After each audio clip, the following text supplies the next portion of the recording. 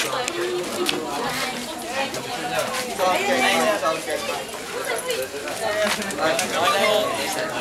at nakarating kayo, sir.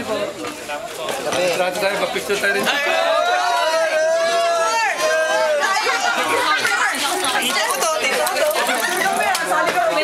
Saan po na, lilipat na yan. Lilipat na dito, lilipat. One time lang, oh. Michelle, mangyari sa buhay natin, oh. Thank you.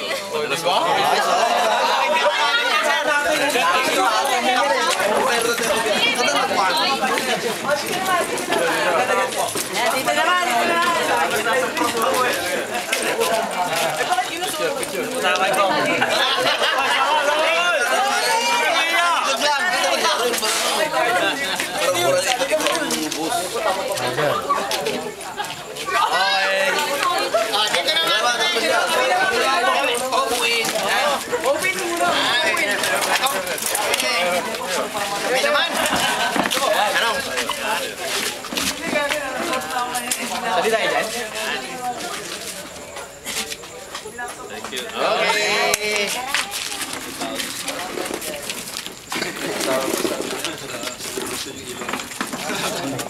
Asan si ano?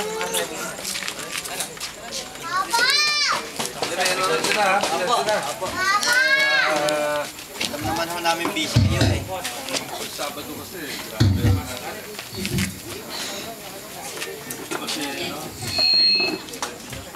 Ito yung anak po. Ito yung ano kasi natulong po sa medyo kasama po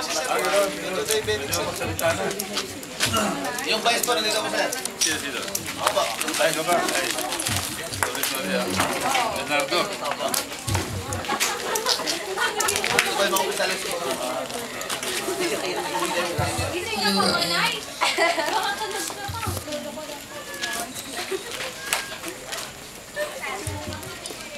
Good evening po sa ating Congressman Rodriguez. Pinaunlakan pa rin tayo niya.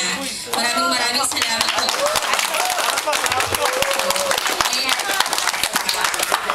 Hello. Nagbigay din po siya sa atin ng tulong sa ating association. So nagpapasalamat po talaga tayo kay Congress. Humingi po tayo ng kaunting mensahe para po sa kanya. Yung mic naman. Sana yung mic natin eh. Sorry po. Baka niya lang. Compress na tayo. Compress na tayo. Kasi yung mic natin, ano eh. Lapit na lang tayo. Compress na tayo. Compress na lang tayo. Saglit lang. Kasi yung mic natin masyad. Lapit na, saglit lang. Wala na ano. Opo. Wala na Ano po kami? wireless. Soundless din.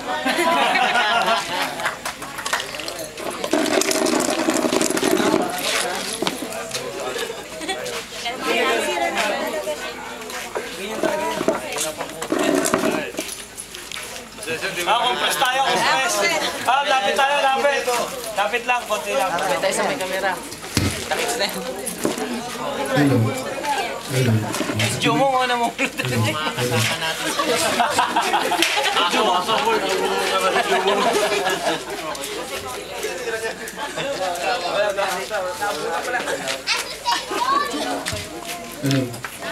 Subject. Hello. Hello. Hello. Ayan. Magandang gabi sa inyong lahat. Magandang gabi sa inyong lahat.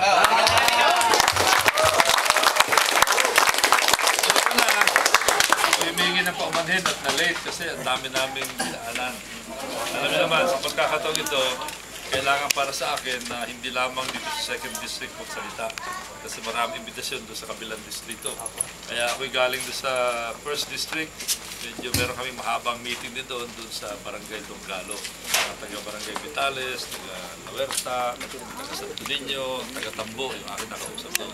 Napagpasensya na. Kanina naman, dito rin, nag-ikot rin ako. Marami mga lugar. Pag Sabado kasi kaming mga politiko, sapaw-sapaw, sapin-sapin yung aming mga obligasyon. Kaya pang ilang talumpati ko na ito, mabuti na lamang at wala na itong microphone. Subukan talaga yung boses ko. Pero kahit na ganyan, bumabati ako sa mga inyong mga bagong opisyal na kahit na wala sa rito, Remedios Bukat, ang inyong presidente, pakpakan natin. At inyong Vice President, Secretary Rena Ojaman. Microphone, no? Eva, Treasurer. Ayan po. June Villanueva, Auditor. Si Amado Magdurulan at Elvira Liano. Mga board members, Edison Eva Sr., Winston Hitones, Winston, Benita Galpo, Frankie Lupig, Ito po si Frank. Edna Parza, Ito po yung anak po kasi tulog na rin po. Rudy Rigonios, Nick Trencio, at Danny Vargas. At marami mga Sergeant at Arms, Richie Ilianan, Alexander Emano, Manuel Rohel, Lalo po yan. Marlon Nerviol, Simple po. si Sharon Emano, Gwapong-gwapo yan. Jeffrey Parza, Ayan, sabay. Melvin Camacho, Darwin Magdurulang, at Samuel Valenzuela. Magandang gabi sa inyo lahat. At dito po ang inyong congressman at alam nyo, lahat naman ay pinipilit ko para magkaroon tayo ng mga magagandang proyekto rito sa Parañaque. Ang isa na talagang pinakikinabangan nyo, ito pong maintenance ng sukat. Ito pinapakinis natin, tuloy-tuloy yung sukat na yan. Kaya tingnan nyo naman, makinis yung parte ng ating sukat, pinalapad ng konti at isa kayo sa mga nakikinabang dyan. Meron din tayong programa, halimbawa para sa eskwelahan. Marami sa mga bata dito siguro baka nag-aaral sa San Antonio Elementary School. Halos lahat ng mga buildings ay proyekto natin dyan at meron pang ibang ginagawa. Yung mga high school, saan nag-high school ang mga bata dito? Municipal, yan, Parañaque National High School. Yan, hanggang ngayon, yan pa rin ang yung 4 na school building sa ating pinagawa, yan pa rin ang pinakamalaki. Ganda na nga ngayon sa high school. Maganda na ako ngayon. Oo, Parañaque. Ngayon, kung gusto nyo mag-aaral sa kabila, sa Dr. Arcadio Santos National High School na nasa loob ng 2nd District, ayun, mas moderno ang mga building doon. Hindi ganun kalapad ang lugar, pero mga building ay mas moderno kaysa doon sa Parañaque National High School. Sapagkat yan naman binibigyan natin ng diin kasama ang mga eskwelahan sa loob ng Port State at iba pa mga eskwelahan dito sa paligid. Pasensya na kayo dito ay hindi pwede ang Coliseum sa inyong lugar. Hindi pwede kaka-traffic tayo dito. Pasensya na. Pero meron tayong mga napakaraming Coliseum na pinagawa na. Ewan ko kung nakapaglaro na kayo sa mga iba dyan. Yan po, sana. Merong malapit sa inyo rito yung Welcome. Camellia po. Camellia po. Sa Barangay Village. Doon sa Valley 8. Sa Garcia Heights, sa kabila, Sampalo, Clinic, Ipil. Mga 60 na ang ating naipagawa na Coliseum. Pinakamarami, hindi lamang sa Metro Manila, kundi sa buong Pilipinas. At makikita nyo. Bubong, kakaiba. Moderno yung bubong. Magamit tayo ng polycarbonate roofing na ngayon ay ginagaya sa ibang lugar. Alam nyo, nung pinagawa ko ito, nung pinaplano namin, sabi ko gusto kong gamitin yung polycarbonate. Sabi ng district engineer, Sir, medyo mahal ho yan. Baka kulangin ang inyong budget dyan. Ang sabi ko sa kanya, hindi problema sa akin, ayokong tipirin yung aking mga kababayan.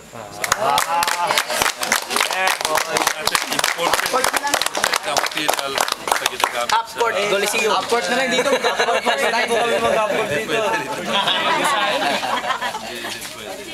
Meron tayong, alam nyo, kahit na wala ko kasi namamasal ako rito, alam nyo yan. Madalas pupunta ako dyan sa kapilya nyo. Alam nyo kung bakit? Sapagkat meron nakaburol dyan. At kadalasan, siguro 100% yung nakaburol dyan ay nakinabang sa aking libreng palibing program. Bilang pagtulong natin sa mga nangangailangan. Kasi alam nyo, kaya ako ginawa itong libre palibing na dito lamang sa 2nd District ginagawa. Sa 1st District wala yan. Bakit ginawa yan? Kasi ang pamilyang namatayan, kawawa, di ba? Namatayan na, kawawa. Siyempre malungkot yan. Pangalawa, Pag walang pera, nababaon sa utang.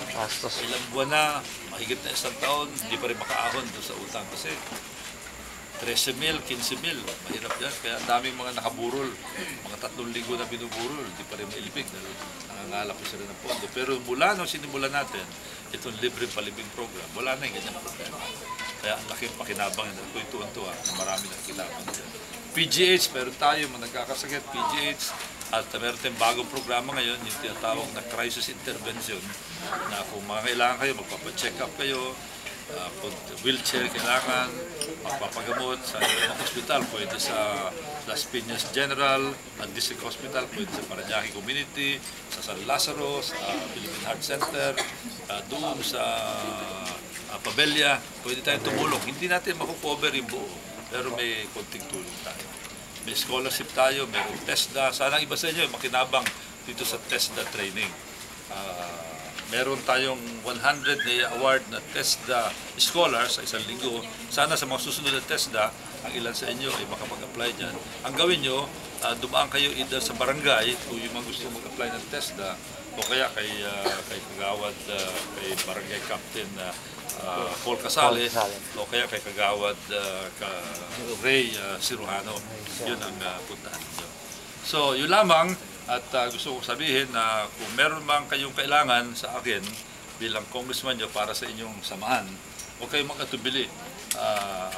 Kung kaya, agad tayong tutulong dyan. Kung hindi kaya, tatawad ako ng konti. Sabihin ko na medyo malaki ng konti, tatawad ako ng konti. Basta nandito ako, bukas ang aking pintuan, isang text lang ako.